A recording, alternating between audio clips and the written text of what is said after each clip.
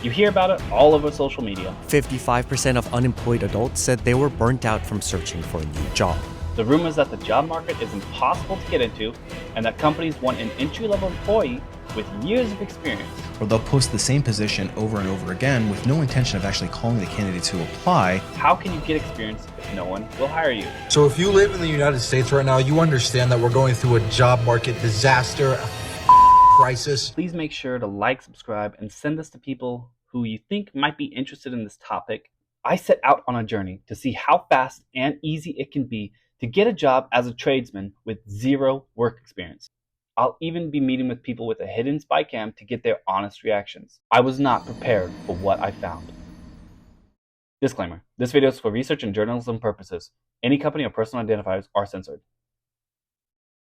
I started my journey by Googling businesses in my area and just showing up to them.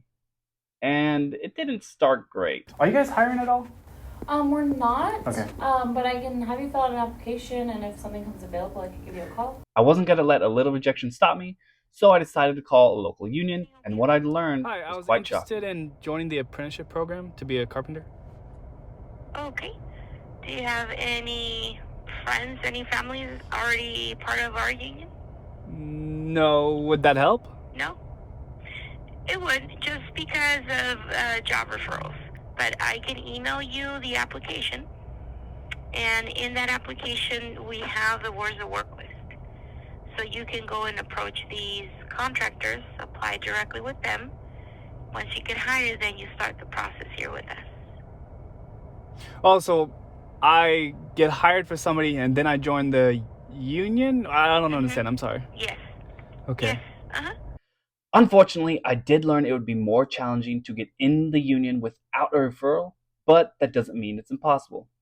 Either way, now I had a list of job sites I could go to and numbers I could start calling to see if they were hiring. On my way to the next company, I noticed an active construction site and decided to see if the companies on that site were hiring.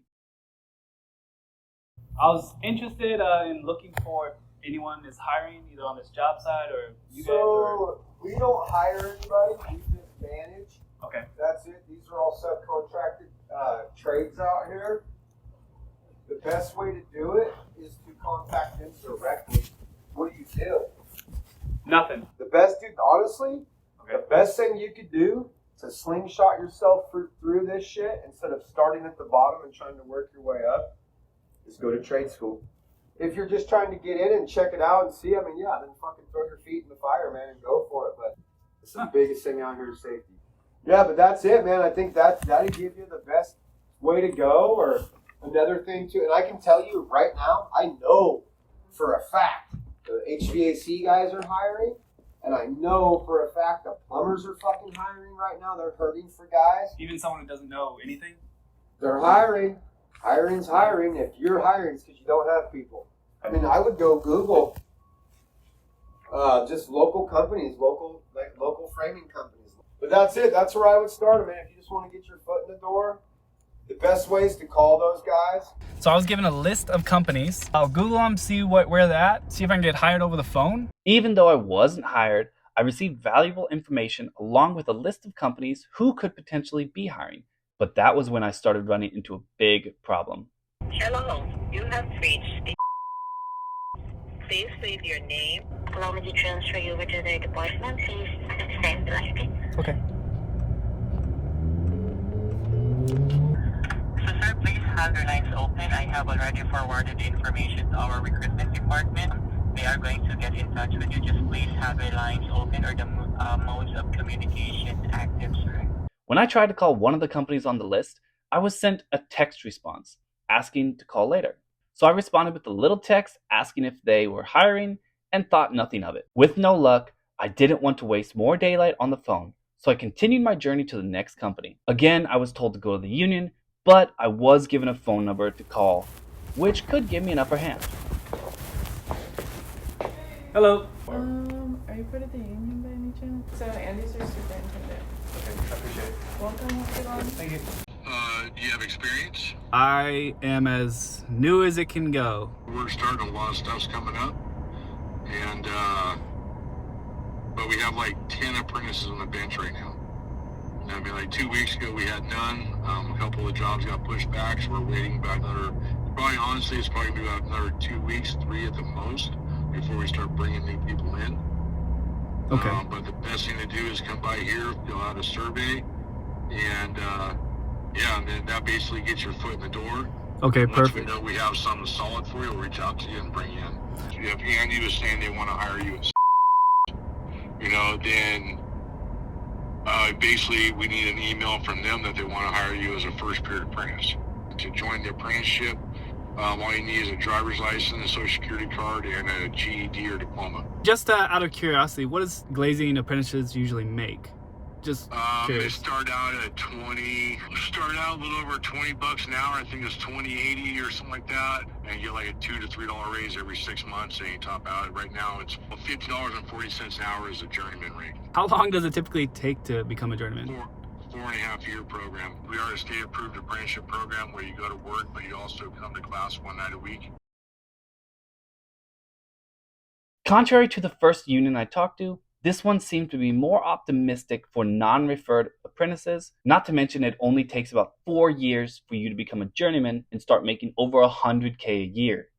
With all the valuable information I had gotten, and now the expanded list of job sites for me to go to, I decided to call it a day to prepare a route for tomorrow. But on my way home, I noticed a few city workers doing road maintenance, so I wanted to see how city jobs work, and they were more than happy to talk to me. Excuse me, brother, I got a question for you. So, I'm assuming you're the supervisor foreman here, right? Yeah, I'm the lead, yeah. There you go. How do you guys even get to working for the city like this? If you go on governmentjobs.com, the openings will be up posted on there. How'd you end up doing it? I don't know, I've been here almost 20 years. It was just, back then it was word of mouth. They needed a temporary employee. So I started as a temporary employee and then just kind of bounced around different departments as they needed me for about a year. Okay. And then something opened up in the street. So I've been in the street department since 2007. Gotta go though. Yeah, I appreciate you. Yeah. Thank you. Sorry, I'm blocking traffic. So. Yeah.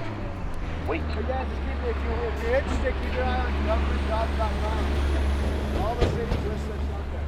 Appreciate you. Yeah, no problem.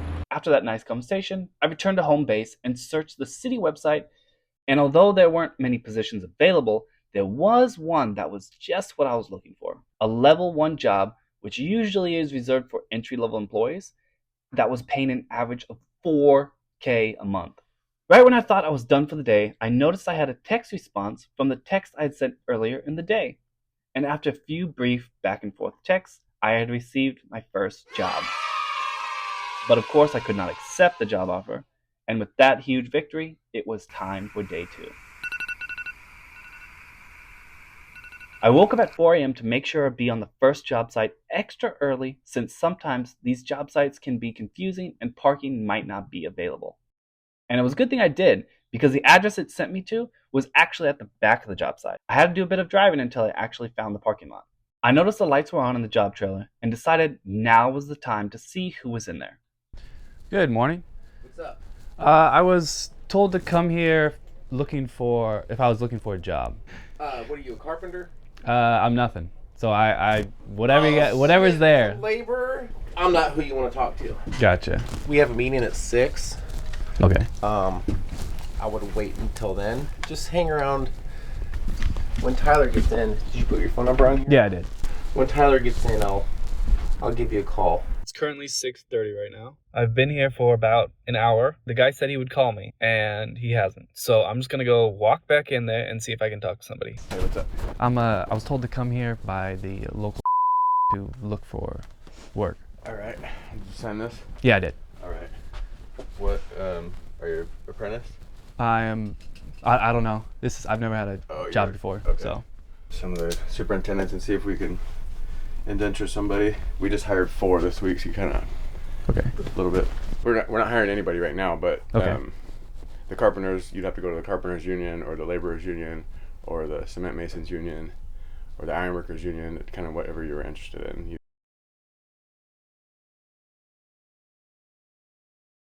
Good luck. All right. Thank you. They weren't hiring for that specific site, but again, I was told to go back to the union, so it started to feel a little like I was running in circles. Thankfully, right across the street was another active job site that I was able to go to. Not to mention they were very respectful when I mentioned my work experience, or lack thereof.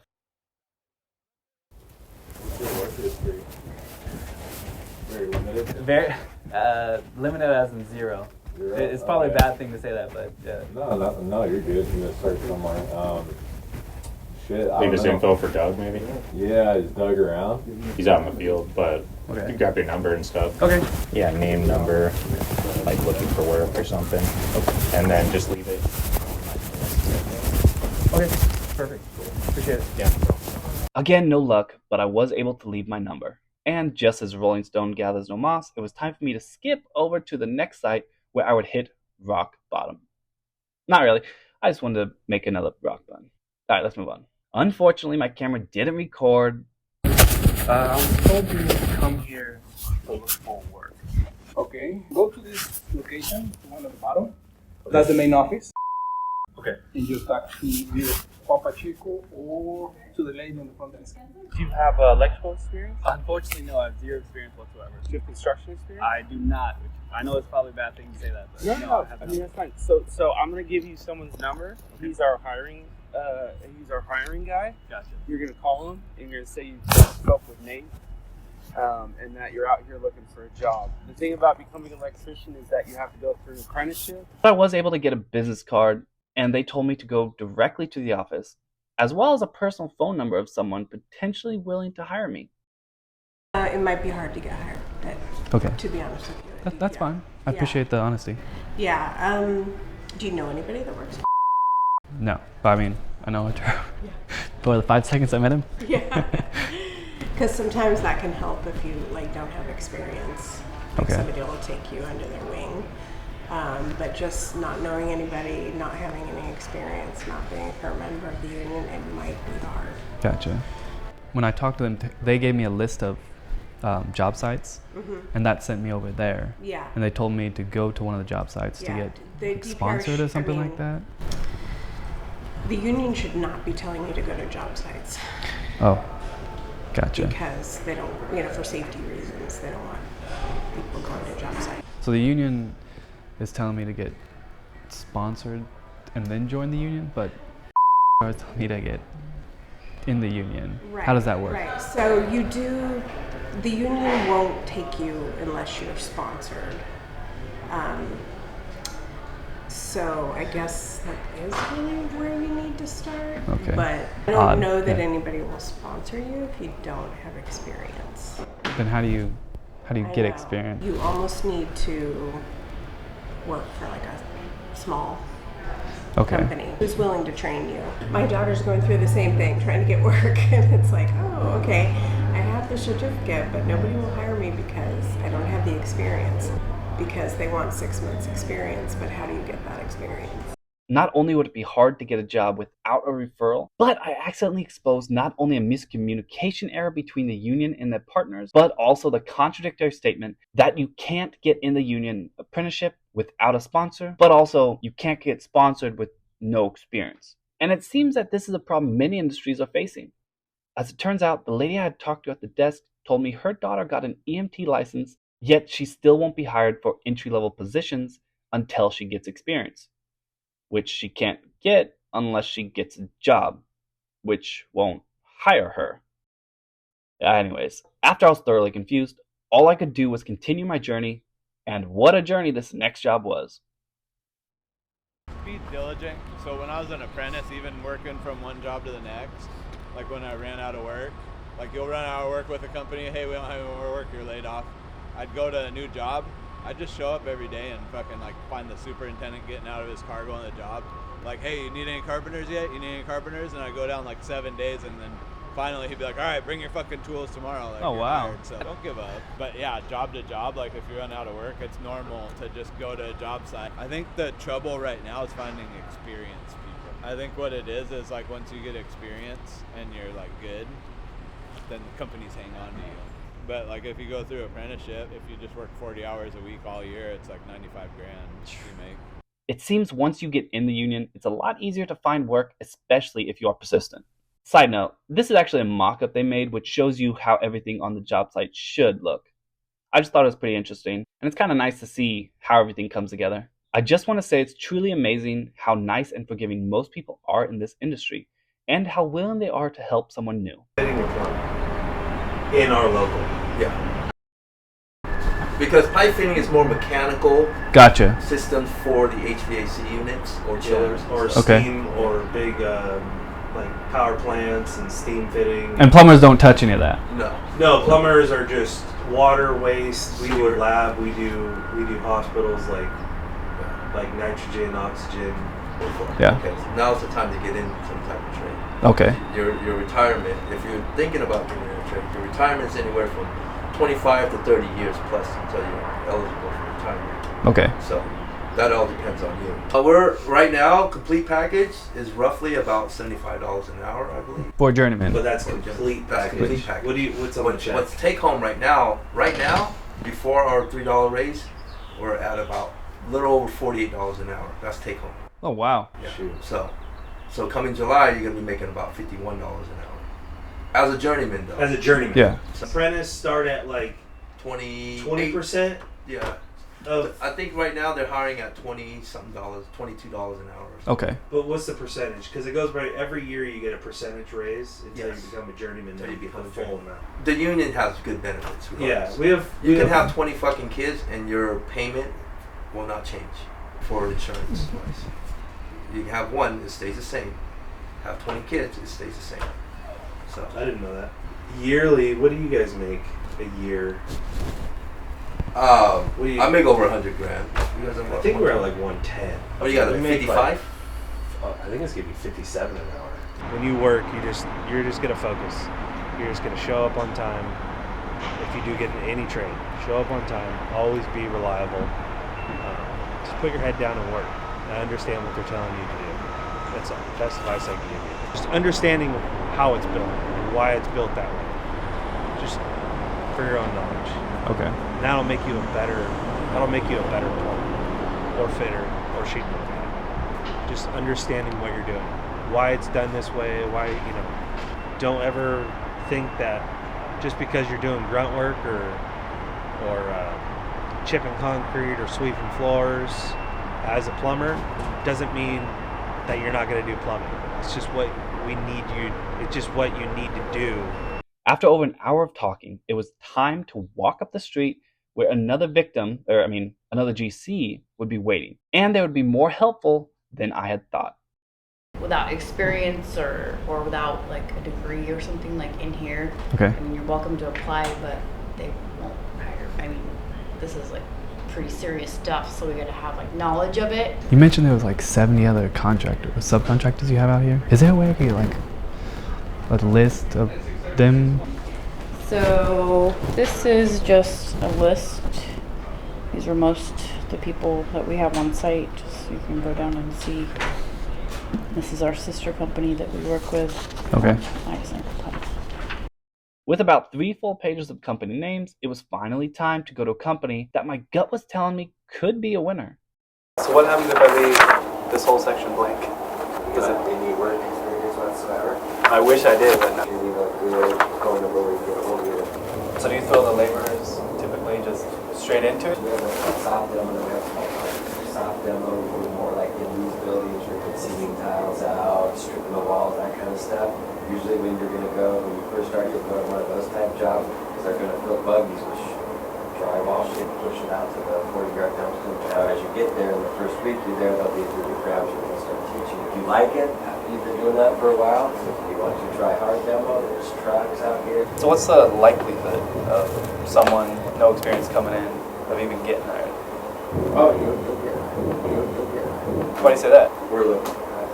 We need bodies. We have a lot of work going on. Yes! That is 2 jobs in 2 days. They might not be what everyone wants to do, but if anything, they can be an experience gateway for other opportunities. Even though I was successful, it was still early, so I ventured off to another job site, not on my list, but under construction anyways. What do you do? Nothing. I'm just looking for something. Get on the websites and look for openings for like general labor If you've never done construction, I did try Googling companies like plumbers or pipe fitters. Most of the time it was just somebody's house. there's like probably local single contractor kind of guys. If you're just out there looking for work and you want to get into the construction industry in general, I would, even on the back of like trucks we have, it says we are hiring, and call those numbers. So just don't give up. If you want to get in business, you got to be aggressive. What does aggressive mean? Be work ethic, all that kind of stuff. You know, if you get the job, just be like open to anything. As he mentioned, when you Google companies, a lot of the times you will get a name and someone's house. That means it is a small mom and pop personal business. It doesn't hurt to call, but definitely don't show up there. With the hindsight that it's more efficient to research what trade you want to do before you start getting company names, it was time to call it and begin the rigorous task of calling pages after pages of companies.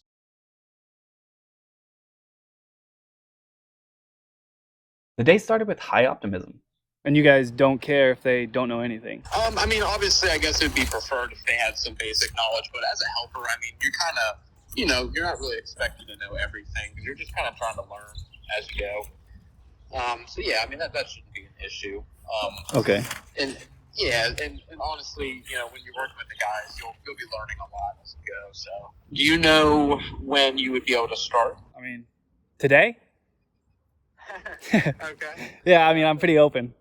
The day started with high optimism, but that optimism quickly faded as I got rejected time. Yeah, I don't think so. Thank you very much though for calling. After time. Okay, so not somebody straight out of high school, never had a job. No. After time. Are you guys hiring people right now? No, sorry, we're not. No, you're not. We're kind of a little slow. After time. Hi, I was actually seeing if you guys were hiring electricians. Not at the moment. Getting a hard no hurts a little, but getting what I like to call a soft no hurts even more, which is commonly referred to as ghosting. Okay, and Mr. Jacob, I'm going to go ahead and send a message over to the manager who will return your call as soon as possible. Let me get your info and I'll send the house supervisor reach out to you. I can pass on your information. I'd be happy to do that. What is your name and last name? Because we just need to gather the information as we are going to, forward the information to our recruitment department. But the most common experience I got was that most of my calls didn't even get answered. Sorry, what's your call? Your message after the tone. Client service Is not available to take your call. Your call has been forwarded to voicemail. Please leave your name. Come to Verizon Wireless. Your call has been forwarded to an automatic voice message. I am unable to take your call right now. I'm either away from my desk or on the other line. The phone number and a brief message. Thank you. Your call has been forwarded to voicemail. Your call has been forwarded. You've reached the voicemail. Please leave your message for. Your call has been forwarded to the voicemail. Sorry, you cannot connect your call at the moment. The person at extension. Sorry, we were in a call right now, so please leave your name. Your call has been forwarded to voicemail. There is no one available to take your call at the moment. Your call has been forwarded to voicemail. The person you're trying to reach is not available. Your call has been forwarded to voicemail. Are you serious, Rainy Elbow? I thought many times about giving up, but I remembered that most gamblers quit right before they hit the jackpot. So I decided to keep trying, and my persistence finally started to pay off. You want it, I give you an opportunity. We would basically sponsor you, indenture you into the union. Okay. So basically what we're doing, we're taking you under our wing to teach you. Okay. Do you guys care if someone has no experience whatsoever? I Get just something. hired another kid with no experience, a 18-year-old. So we would be sponsoring you. You'd fill out an application with us, and then our office would send an email over to the union hall. Yeah, I'd like to meet with you. Get through a little bit of a cursory interview, and then I would introduce you to the owner that runs the business, because everything goes through him. Yeah, we're always looking for good young kids, especially that want to make a career in it. There is an entry-level program. You would easily be accepted. They don't turn anybody away. And then you go into training and, a period of apprenticeship and then become a journeyman. Their wage is about $50 an hour once you become a journeyman. After 6 total hires, I finally felt I I succeeded in the goal I had set out to accomplish.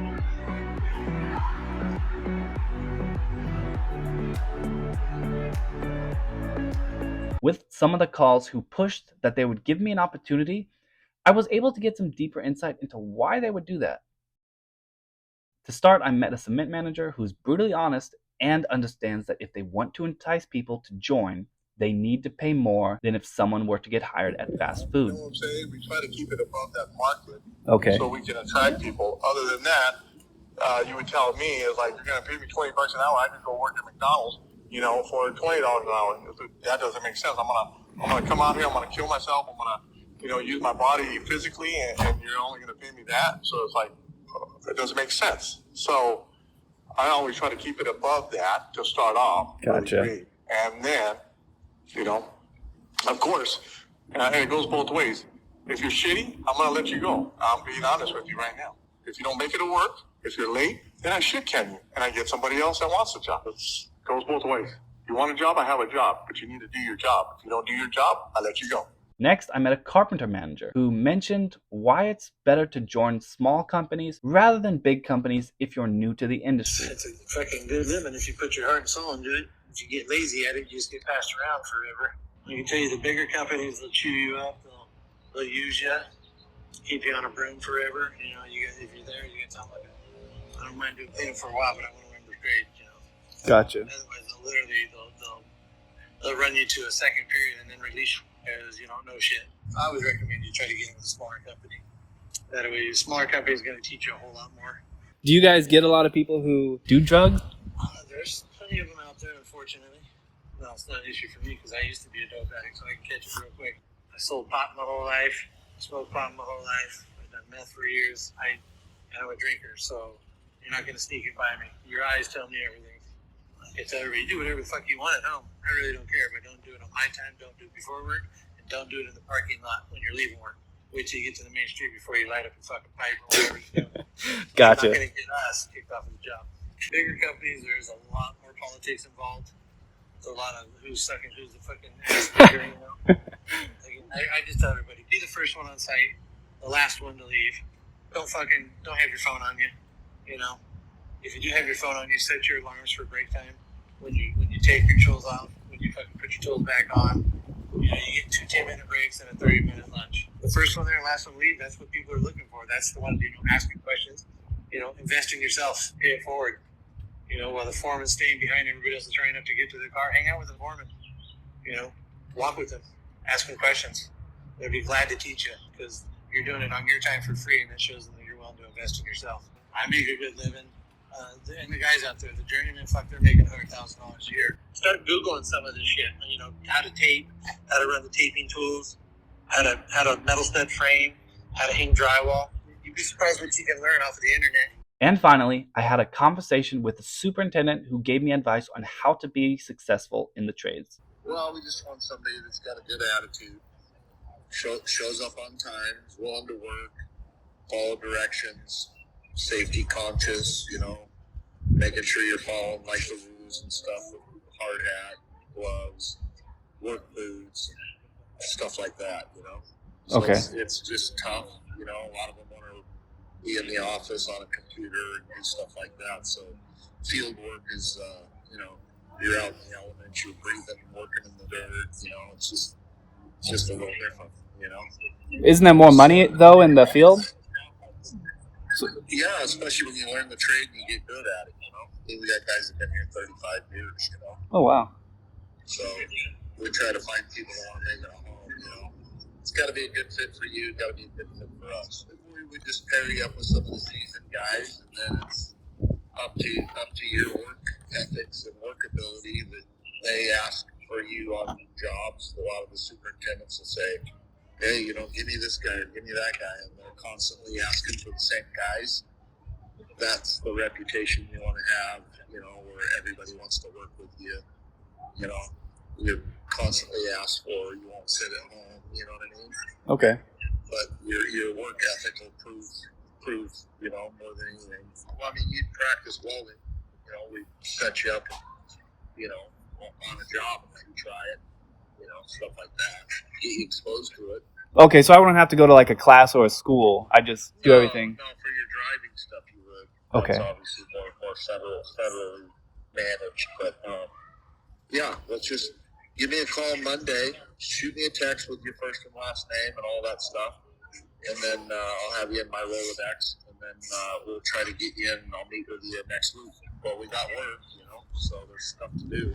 If you're eager enough and you want to go get a job, you sell yourself, you go get a job, and you prove yourself. What red flags would you notice that would make you not want to hire them? I usually look for a lot of the me, I, what can you do for me type of a deal. And that's a pretty good deterrent for me to go, there's not a lot of team in this person's views. Want to come in and then just float to the top and take the gravy, and not have to work for it. You got to work and earn it. We want to build the industry and keep the trades going because I call myself an older gentleman, but the older guys are phasing out. You want to pass as much knowledge along to the younger kids, but you just don't want to invest your time and energy in somebody that's not going to take it full course. The work's still kind of the same, albeit some of it's been more computerized and stuff like that, but most of the stuff that we do, there's a need for it, and it's probably not going to change. Somebody's got to physically go out and put the work in the ground. Dealing with a failed foundation or earthquake happens, there's catastrophic damage, it's just all got to be dealt with one way, shape, or form. And the other problem is all these high schools have done away with a lot of the, mechanic shops, the welding shops, the woodworking shops, all those kinds of things these high schools don't provide anymore. And it's a real sad shame. So that's the biggest thing in my view, that we're not catching the kids young enough, to get them involved in this kind of stuff, because not all kids want to do computer stuff. We work with a predominantly Spanish-speaking, Mexican descent people, and they're some of the hardest working, ethical people on the planet. And, they do jobs that not everybody wants to do, but it's in a sad way, shape, or form. It's almost like a little bit of, slavery labor in a current day market. They're more eager to work than somebody else, so they'll work for cheaper. To break down the numbers, I had about 72 total interactions. Out of those 72 interactions, 58 of those were by phone. Out of those 58 calls, I was able to talk to 28 people. Out of those 28 people, I was hired a total of 7 times. Based off the call numbers, you have about a 25% chance to get a job by simply calling people. If you are actually able to talk to a real person, that is. After 14 in-person conversations, I was only hired once. This data isn't perfect, so I never applied online or directly went to a union hall. That could also have changed how many times I got hired. So the numbers might be better. When you look at the in-person hire ratio, you might think, why would I want to put myself out there and waste my time, gas, just to potentially embarrass myself, all for a 1 in 14 chance, anecdotally of course, to get hired? Well, starting a career isn't only about getting a job. It's about building relationships with people. Not only was I given valuable industry insight and multiple pages of potential employers, I planted a small seed within the minds of the people I talked to, where if I did get hired within the company they work for, or even a competitor they work alongside with, I would not only have some type of connection with them, but it could open the door for more opportunities down the road. For example, if you get hired with a different company, but you work on the same job site as the person you had previously built a relationship with, now they see that you did follow through and take their advice, which makes for a more welcoming job site, as well as they could potentially try to bring you to their company if there is an opening. Or let's say you get hired within their company. Now they know you and will ask for you to work with them on their crew because they know you are dedicated. A career is about investment in yourself. A pizza maker once said that a wise man once said, how you do anything is how you do everything. Keep that mindset and strive for perfection. Stay hungry for knowledge because yes, it's construction, blue collar work, but technology and codes are always changing. And when you create value within yourself, companies will be looking for guys like you. When you invest in yourself, you inadvertently invest in your company. And when you invest in your company invests in you. I broke down some advice that I was given throughout this experience. Try to be the first one there and last to leave. At a minimum, show up every single day on time. Learn as much as possible, especially from the foremans. Keep your phone out of your hand. Invest in yourself. Lazy people get passed around. Google as much as you can about the job you're interested in. Be reliable. Help as much as you can. Be diligent. Be persistent. Put your head down and work. Ask as many questions as you can. Don't think that because you're doing grunt work that means you are wasting your time. Every aspect of your job is important. Understand why the job process is important. Focus on what you're doing, but pay attention to what everyone else is doing as well. Stay curious as to why other trades are doing what they are doing and the way they do it. You need to be team oriented. If you only focus on yourself, you won't last. You need to have a good attitude, be willing to work, follow directions, prove yourself. You need to be eager, follow rules. They are there for a reason. You need to be safety conscious because every OSHA standard is written in blood. You need to be thinking, how can I improve myself with each task? How can I do this better and fast? Why do I do this task? How does this system work as a whole? That will inadvertently make you a better employee and employer if you decide to go off on your own and become your own boss. Find what you struggle with and work on that. Take on challenges. It's okay to be fearful.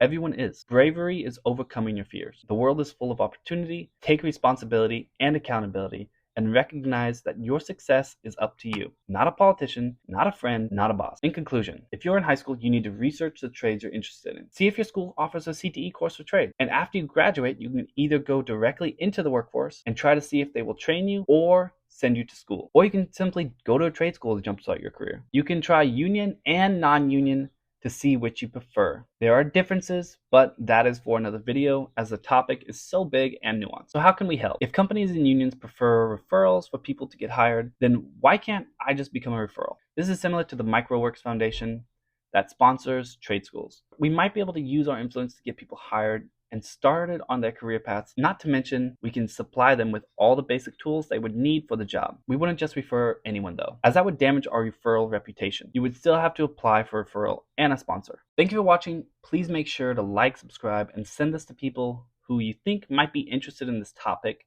I'd like to help as many people as possible, and I need your help to do that.